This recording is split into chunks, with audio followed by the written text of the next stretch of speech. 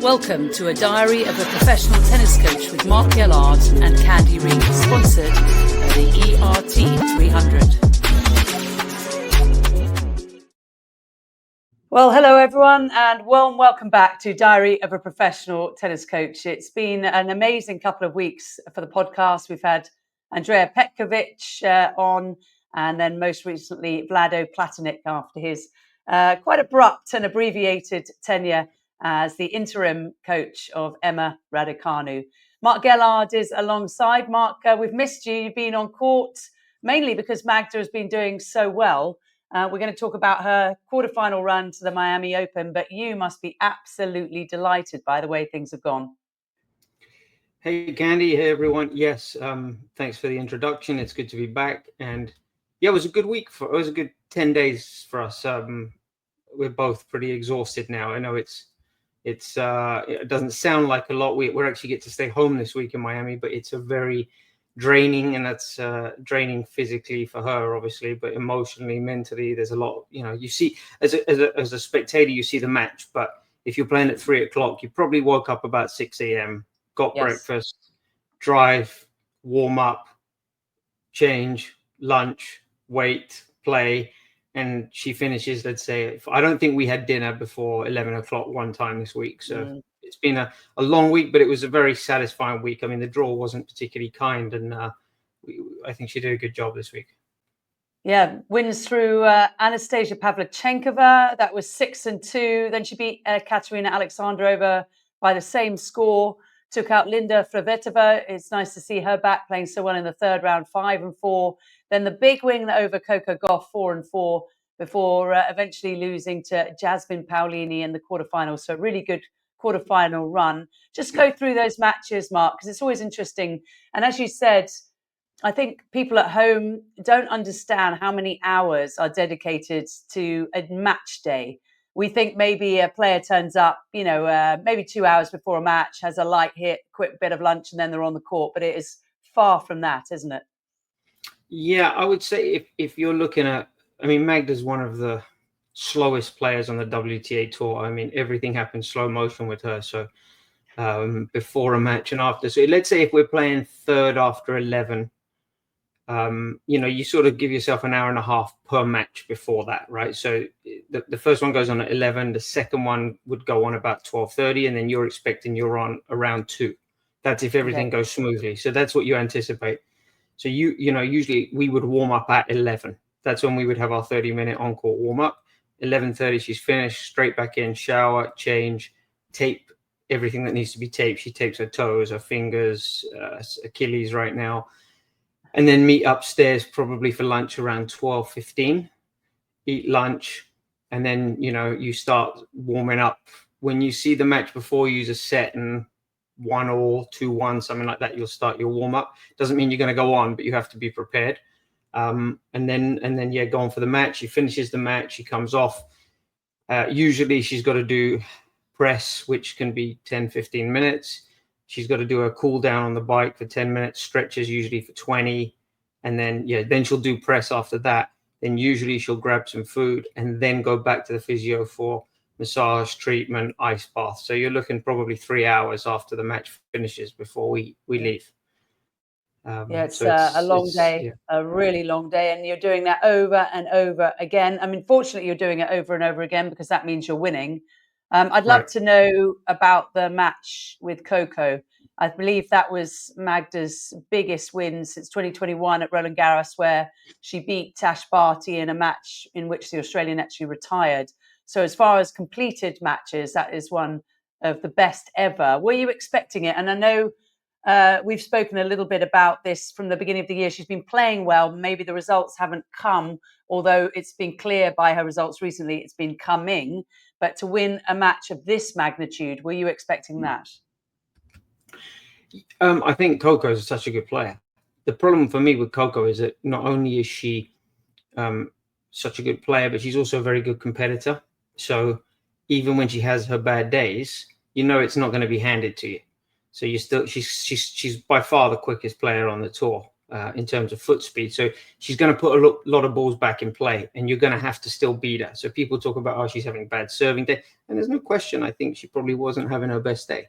But the reality is that if you're playing a top 10 player that is having their best day, you're probably not going to win. That's the reality of it. They're top 10 for a reason. And like when we played Paolini in the quarterfinals, we beat her last time we played her, and we beat her the year before on grass. But she played, the court was very suitable for her. So I think the conditions favored her, whereas in Beijing, when we played her in October, they favored us. But she played almost a spotless match. It was as close to perfect as you can be. And when you're top 10 and they played perfect, you're trying to count how many games you can win more than anything. That's the reality, right? You're playing Serena, the Igas, the Cocos. When they're on, yeah, you're probably not going to win. That's why they're top 10. So she was too good that day. But I think the Coco match, we did a really good job of, you're playing in America, in our hometown pretty much.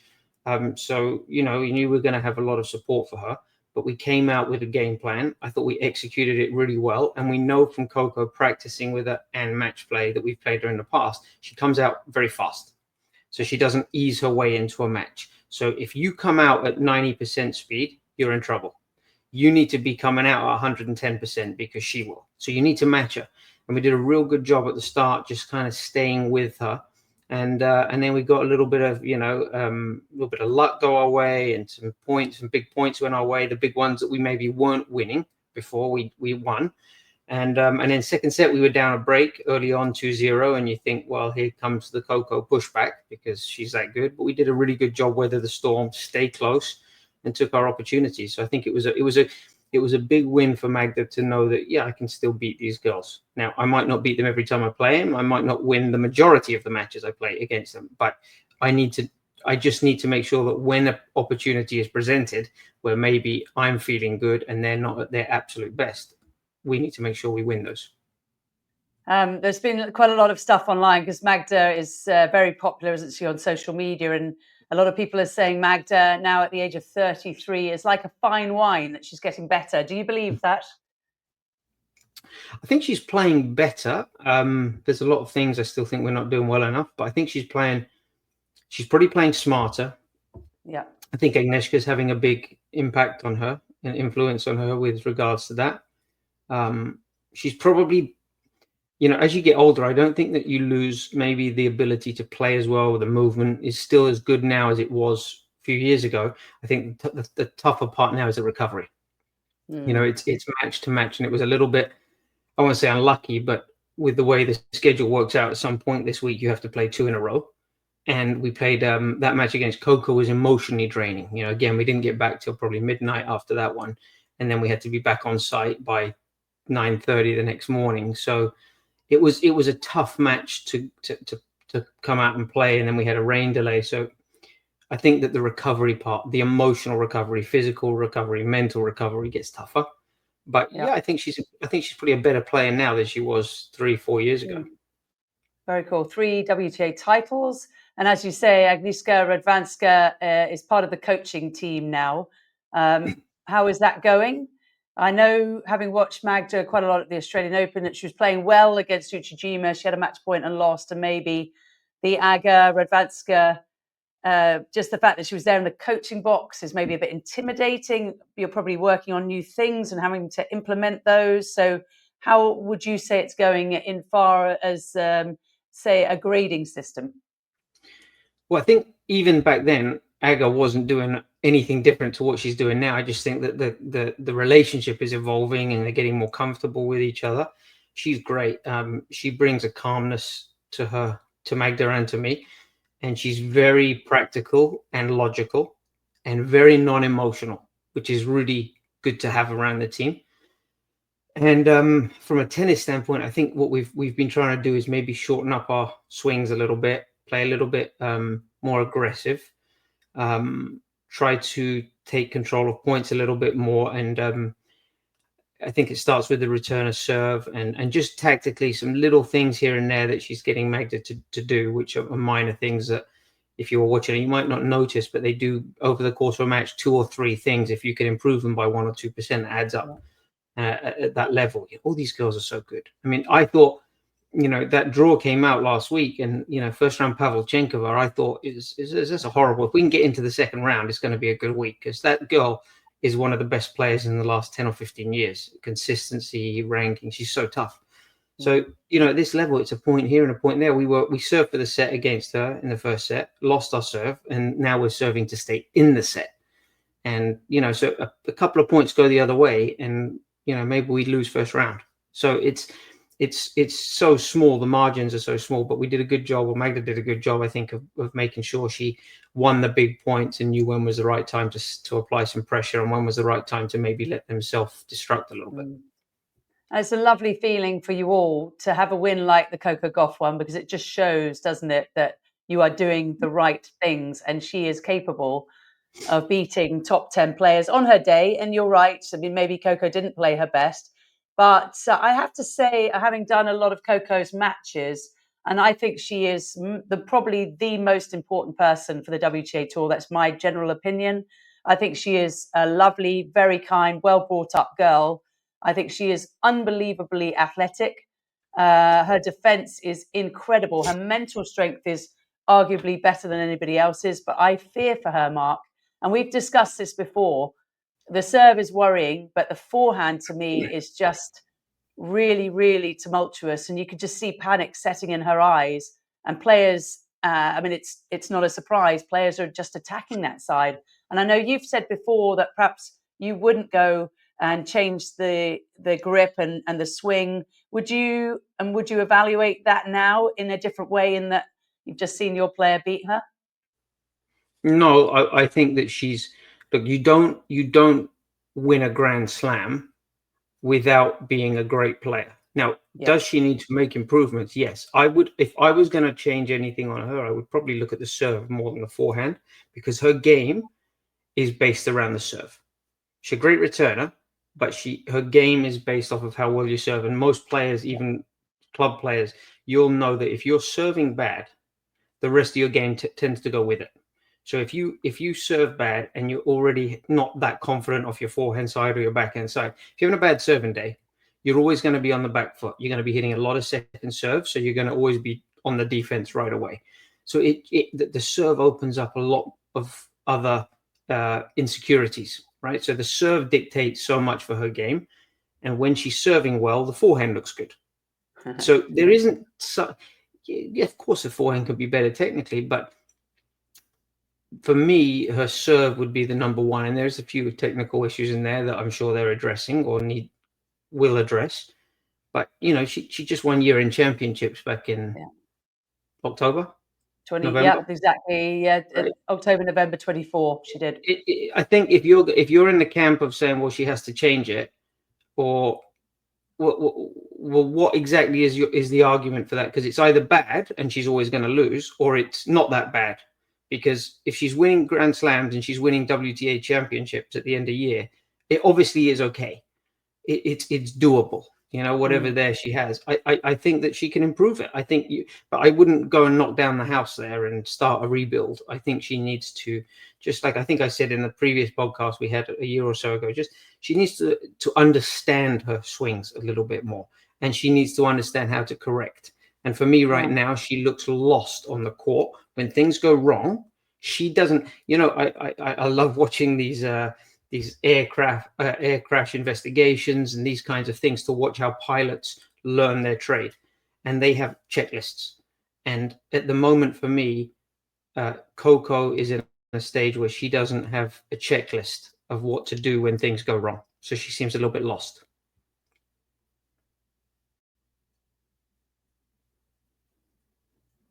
Oh, there we go. Yep, we're back in. Okay. I don't know if you heard what I got at the end there, but I just say the analogy for me is a pilot with a checklist. She needs to have a clear methodology of knowing, okay, when this happens, this is what I need to do. When this happens, I need to check this. And I don't think she knows yet. And it's just about her knowing her own strokes a little bit more. Okay. That would be my... Well, that seems to be the general consensus, that most people would not change it. I personally feel that she's just only 21. I think she's got a massive future ahead. And I think she's got plenty of time, particularly on the forehand. I think the serve technically is okay. The left arm looks like it drops a little bit too fast, in my opinion, and the ball toss goes off.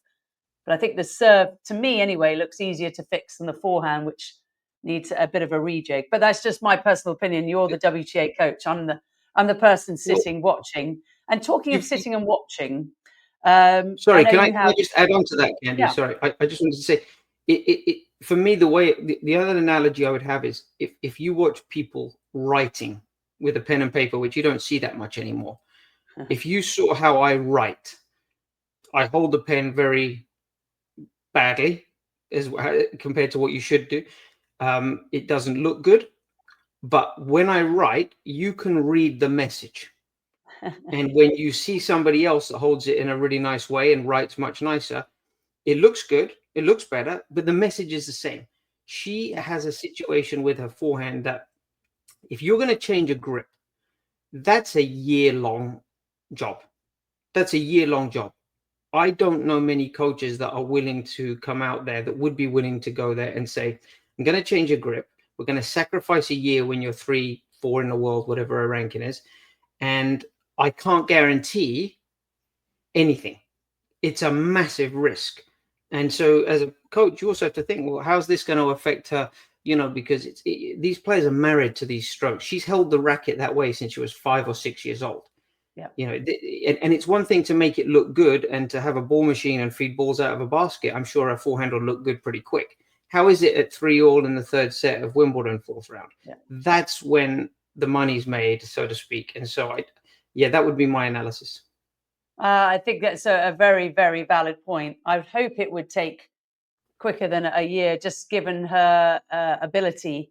And again, my thoughts are just coming from a place where, because she's such an important part of the WTA Tour, and I believe that she has multiple majors in her, that she's still got time to put the effort in. But there's no doubt it's a risk, and it's something that, of course, we're talking about, but it's really up to her to decide. So let's talk about talking about tennis, if that's all right. And I know you've got a few things to say on commentary, of course, which is where I make my living on the WTA and ATP Tour, also report and produce for the ATP side. But you're not totally enamored by my fellow colleagues and me. You can say that too. No, I must preface this by saying, Candy, you are the opposite end of the spectrum in terms of looking for information and insider thoughts and stuff. So I think that one of the mistakes that the WTA hasn't even recognized yet is that this tennis is about content, and we're providing entertainment to people. And the level of coaching on the WTA Tour is not at the standard of the play, meaning the players are much better than the coaching level is. That's the first thing in general. Doesn't mean there aren't great coaches. I'm not saying that. I'm just saying, as a general rule, the level of playing is much higher than the level of coaching. The other part is when you watch a match on TV, which is where most people watch it, either online through a site or on their TV, the goal is to sell the product, which is the game, the tennis, the match, and the commentary and the production of the events that we have on tennis, especially on the WTA side, is abysmal. It's absolutely awful.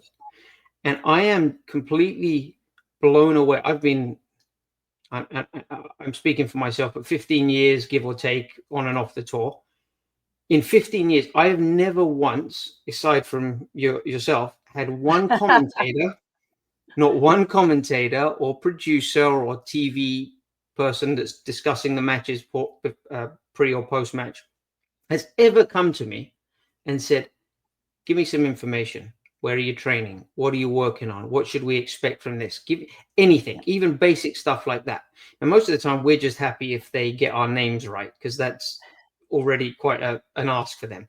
But I see a lot of these commentators, they often stay in the same hotel as the players and coaches, right? So they'll be on the bus. They're eating in the same restaurants on site or off site.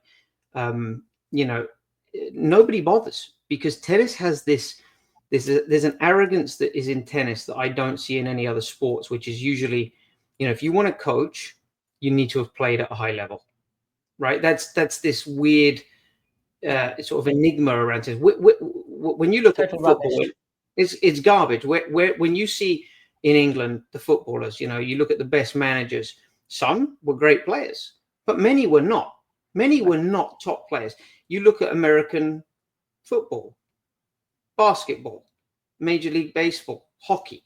It doesn't work like that. Tennis has this arrogance to it that makes people feel that they have to have been at the top level as a player in order to coach at a high level. There's certainly benefits to being a high ranked player, but it's not a prerequisite to being a great coach. And so, when I watched, I think it was a week or two ago, they had the Players Championship golf. Yeah. I really enjoy watching the golf when I get a chance. You see the players in the morning, they're coming in for their first round, second round, whatever. The commentators are out there on the driving range. They're out there on the putting green, talking to caddies, talking to players, getting insider knowledge, trying to learn more about what kind of racket club adjustments they're making, or what their plan is and what they've been up to. You don't get that in tennis. You just don't get that. The commentators are awful, and they're the ones they're almost the front line of selling the product. They're more important almost than anybody else. And I think that the ATP does a better job. There's some really good commentators that I enjoy listening to on the ATP side.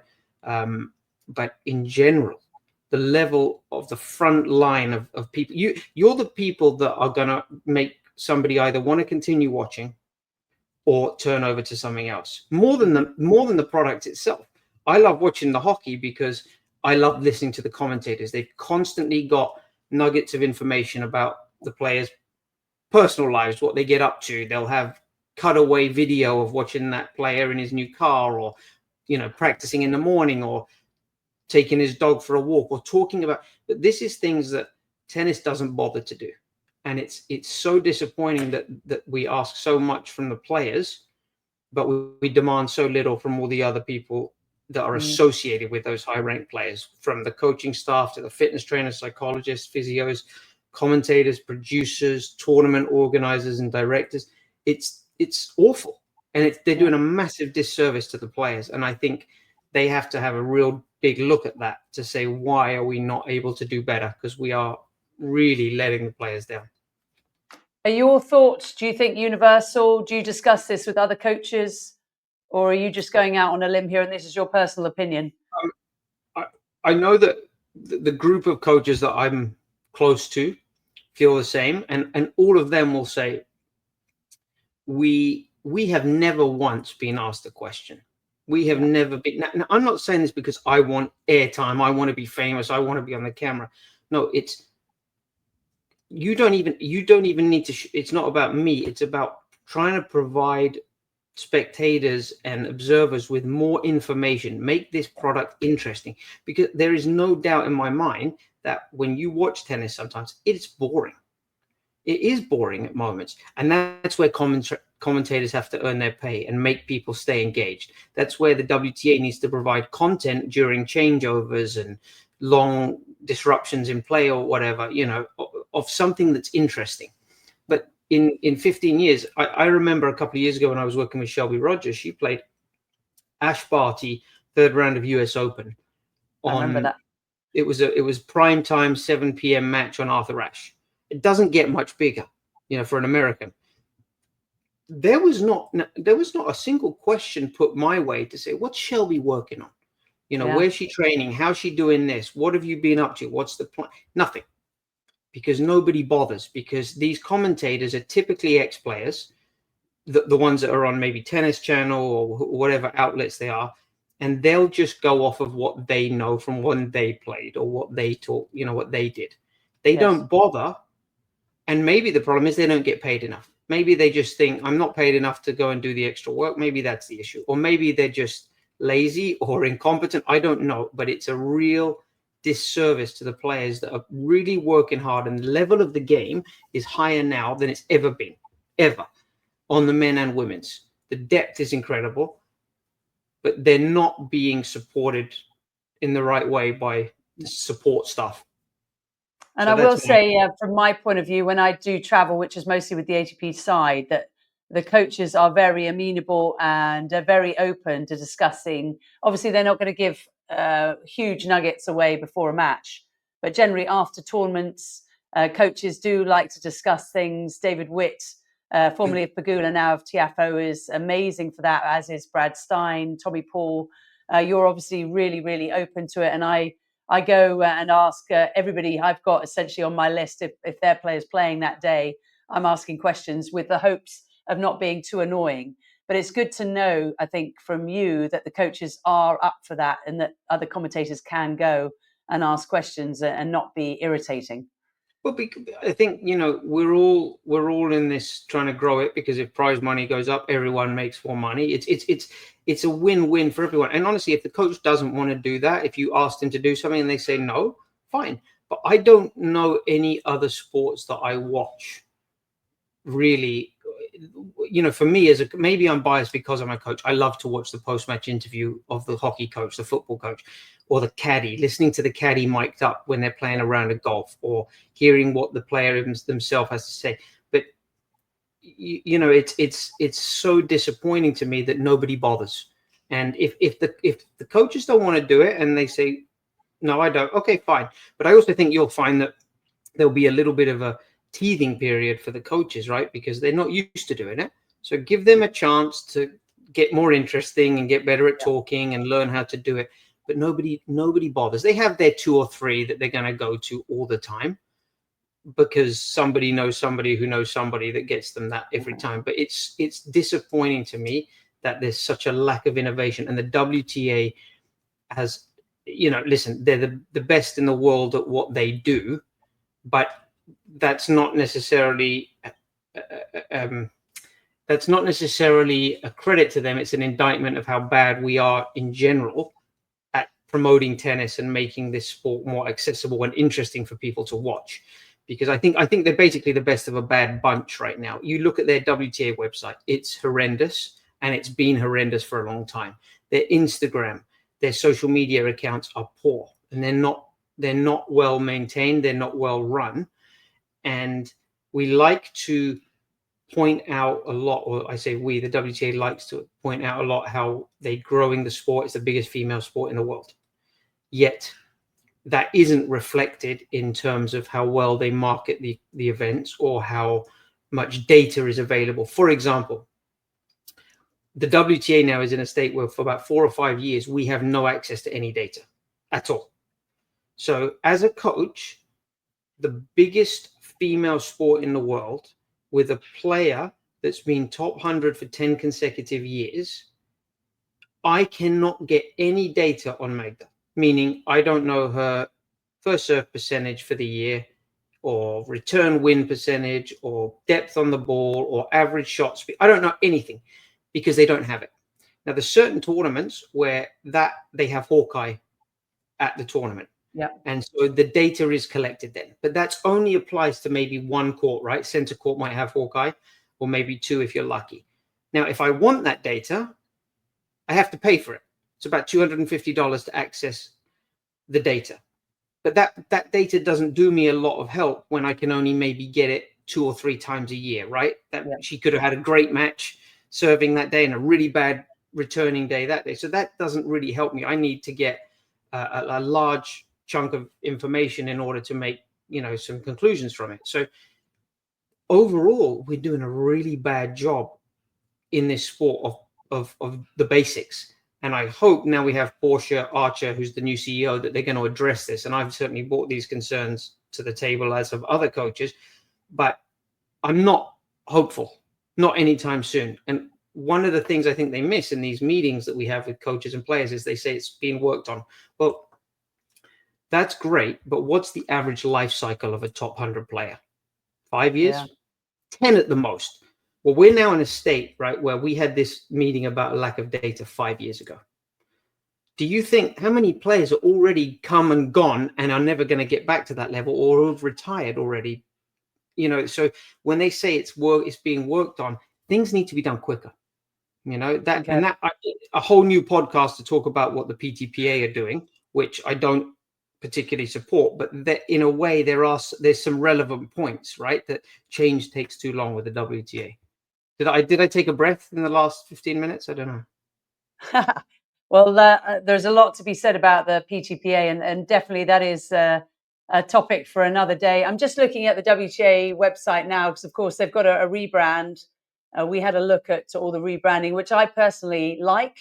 I like the new colors. And if you go to stats, I'm looking up Magda's information. There is a stats page, so it shows you the years she's been on tour, and then you've got the serve stats, return stats. Yes. But you want more. You want more information. We need, first of all, these stats are very, very what's the word? Primitive, limited, and basic, and often inaccurate. We have a guy. So what we do to get better data fields, what we do is we have Shreyas, who's we've talked with before. He works for Spin Insight, so he'll break down matches manually. So he'll go through, and often the numbers that we have are much more accurate, or are more accurate than what the WTA is, because this is through their app, which often, I think in the last match we played, their app was showing we had 100% first serves, which is clearly inaccurate. So a lot of that data isn't accurate. That's the first thing. Second of all, it's primitive data. Where's the shot depth, the speed, no, none of that, spin rate? I want to know at certain moments. Okay, I want to know at 30 all, what's our tendency, what's their tendency. Can't get any of that because that information is no longer available since their relationship with SAP ended several years ago. The other problem is with the website. When you look on the website, you would normally expect, if you go to any major sporting website, whether it's the NHL, Major League Soccer, Premier League, I want to buy a t-shirt, right? I want to buy a Liverpool shirt. I want to buy some merchandise. You can't do that on the WTA site. That's not even something that they have available. So I see a lot of matches. Magda's got fans. Polish fans are some of the best in the world. They've actually, with a Sharpie, written her name on the back of a white t-shirt to support her. Why are we not having merchandise out there promoting the players?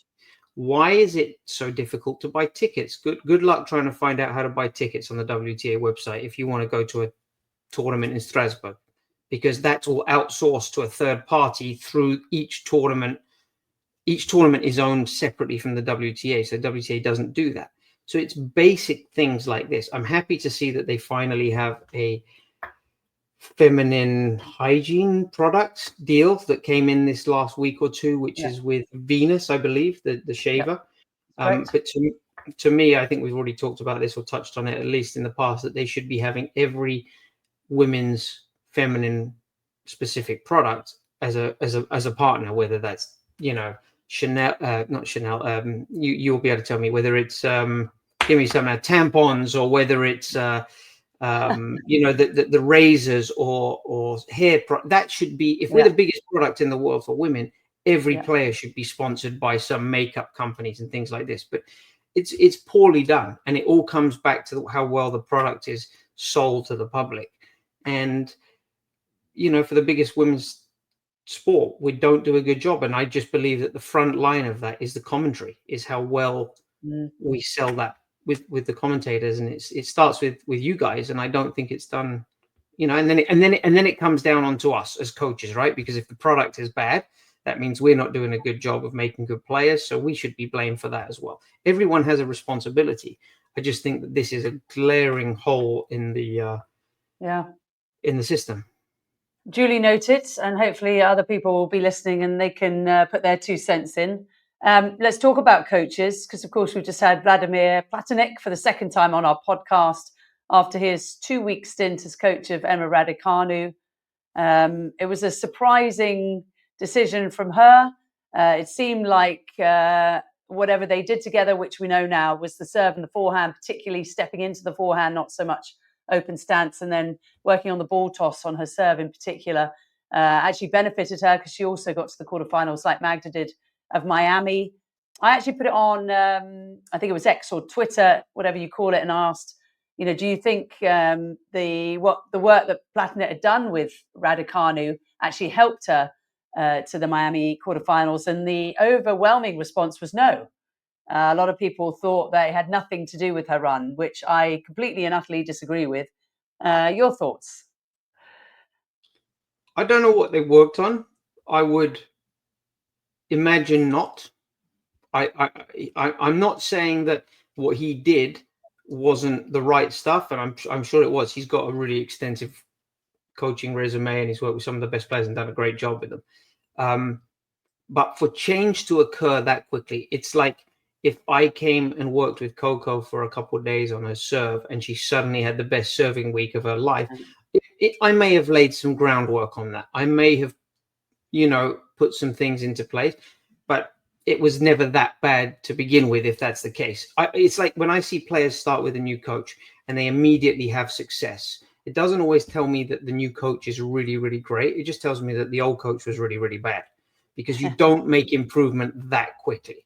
So mindset and the players feeling in that moment are more important.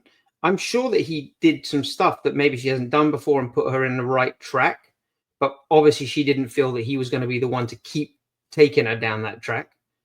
But the reality is, again, Candy, for me, the reality is this is a girl that, and I've had this argument with a lot of people, because I met Emma many years ago. I think she's one of the most gifted players on the tour.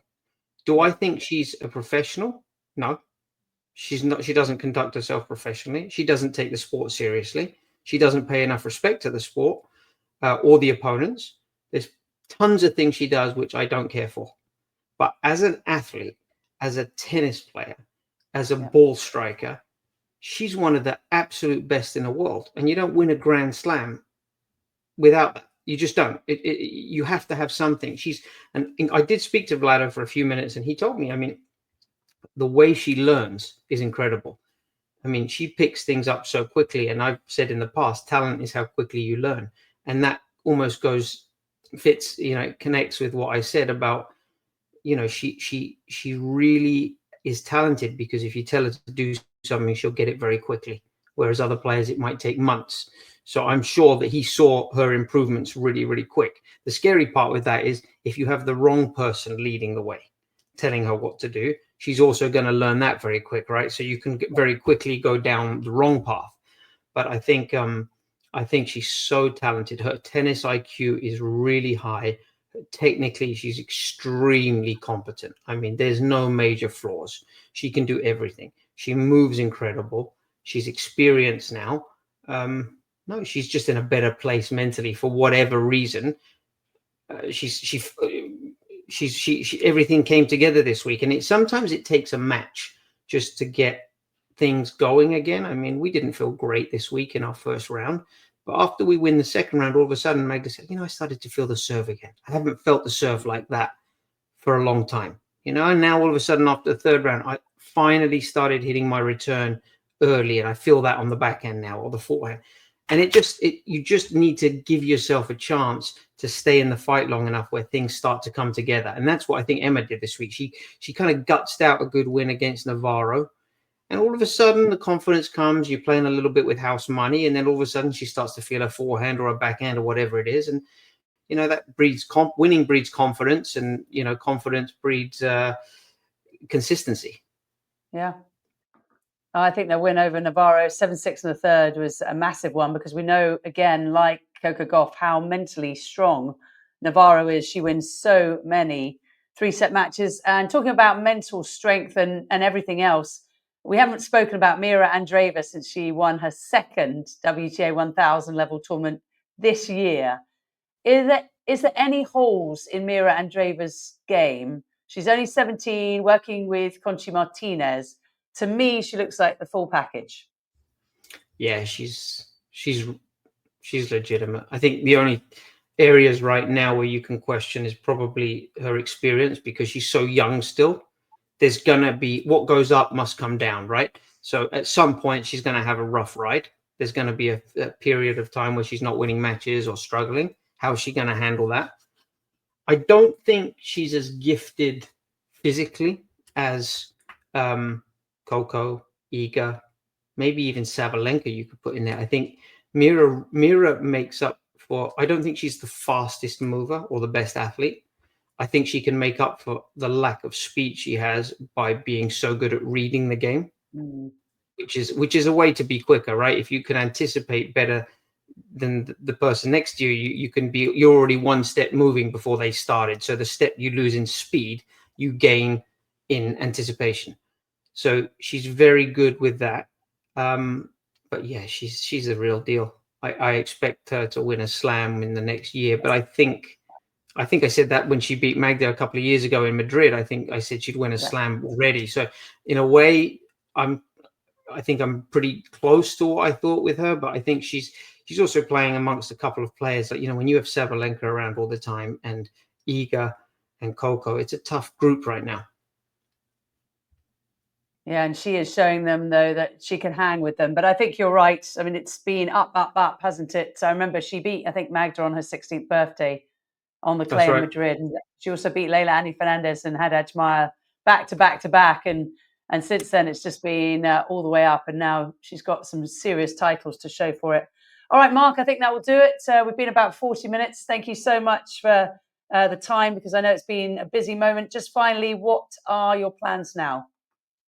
So we've chosen to not play in Charleston this coming week, just after the last 10 days have been pretty grueling. She's really still struggling a little bit with a few aches and pains. So it was the right thing to do. So we'll head to Poland middle of next week. We'll get a few days of practice here on the clay and then head to Poland, where she has Fed Cup in Radom, which is in Poland. So that's nice. They're playing, I think, Czech Republic and...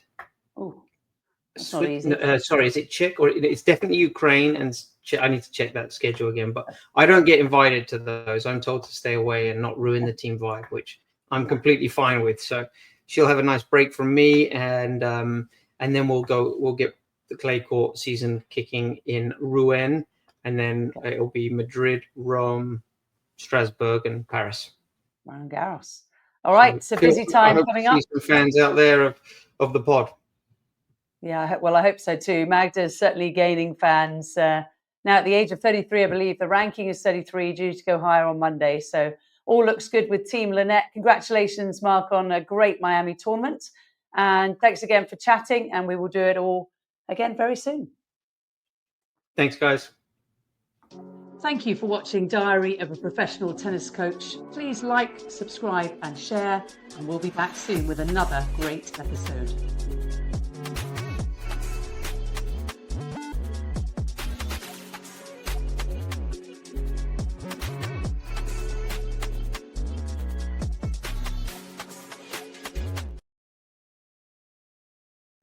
Thank you for watching Diary of a Professional Tennis Coach. Please like, subscribe and share, and we'll be back soon with another great episode.